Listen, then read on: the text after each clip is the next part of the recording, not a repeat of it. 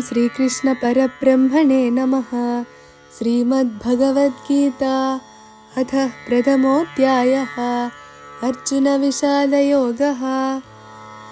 अर्जुन उवाच सेनयोरुभयोर्मध्ये रथं स्थापयमेच्युत।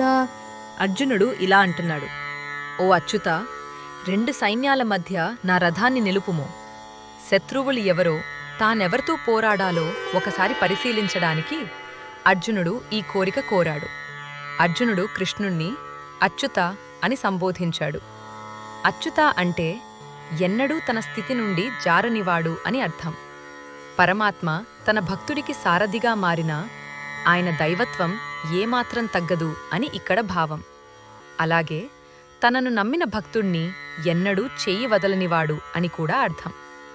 లోకేశుడైన కృష్ణుడు అర్జునుడికి సారథిగా ఉండటమే కాకుండా అర్జునుడి ఆజ్ఞను పాటించడానికి సిద్ధంగా ఉన్నాడు. భగవంతుడు తన భక్తుడికి ఎంతటి దాసుడవుతాడో ఈ శ్లోకం నిరూపిస్తుంది. ఈ కంటెంట్ మీకు నచ్చినట్లయితే లైక్ చేయండి, షేర్ చేయండి, సబ్స్క్రైబ్ చేయండి. ధన్యవాదాలు.